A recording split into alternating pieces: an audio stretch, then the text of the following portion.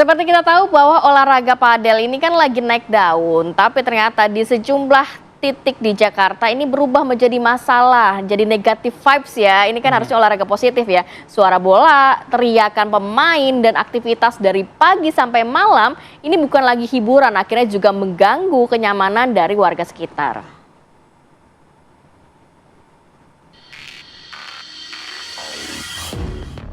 Olahraga padel kini telah menjadi tren di ibu kota. Dalam beberapa tahun terakhir, lapangan padel tumbuh pesat di berbagai sudut kota, dari pusat bisnis hingga kawasan hunian. Data pemerintah Provinsi DKI Jakarta mencatat sebanyak 397 lapangan padel telah berdiri dan beroperasi.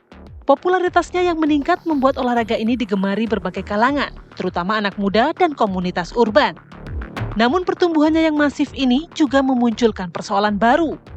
Keluhan warga hampir sama, kebisingan, parkir semrawut, dan jam operasional yang tak terbatas.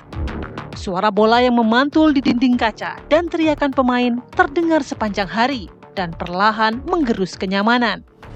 Di Haji Nawi, Cilandak, keluhan ini meledak setelah video kebisingan viral.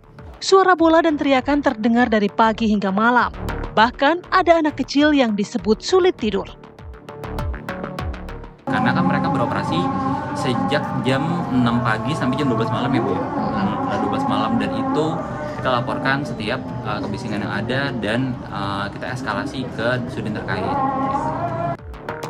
Di Pulau Mas, konflik sudah masuk ke ranah hukum. Warga menggugat karena diduga ada masalah izin. Mereka mengaku sudah melapor sejak lama, namun belum ada tindakan nyata. Kalau ke Petun karena kita ngerasa udah mentok ya, kita bersurat terus, tapi nggak ada actionnya gitu.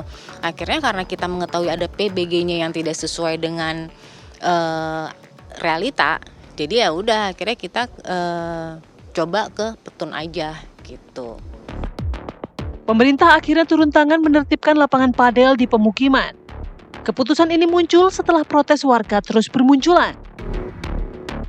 Hari ini saya sudah perintahkan ke Sekretaris Kota untuk membuat undangan, nanti akan dimusyawarahkan antara warga sekitar, RT RW beserta pemilik untuk mencari jalan keluar sambil menunggu OPD nanti yang akan membahas pencabutan PBG tersebut.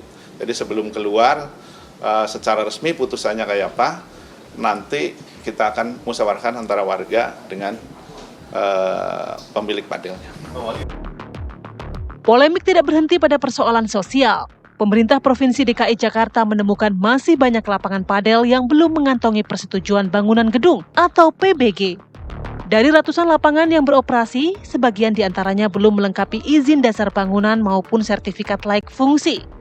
Gubernur DKI Jakarta Pramono Anung menegaskan akan memberikan sanksi mulai dari teguran hingga penghentian operasional. Jadi minggu depan saya akan mengundang seluruh stakeholder yang khusus berkaitan dengan izin padel ini.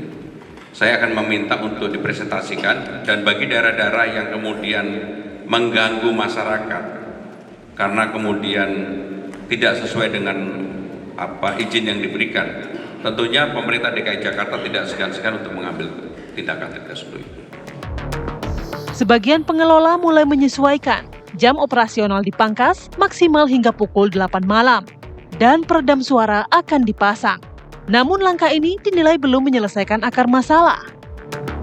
Fenomena padel menjadi gambaran bagaimana tren global dapat berkembang cepat di tengah kota metropolitan. Namun tanpa pengaturan yang matang, pertumbuhannya berpotensi menimbulkan gesekan sosial. Pemerintah kini dituntut memastikan setiap pembangunan fasilitas olahraga tetap selaras dengan aturan tata ruang serta kenyamanan lingkungan sekitar. Tim TV One mengabarkan.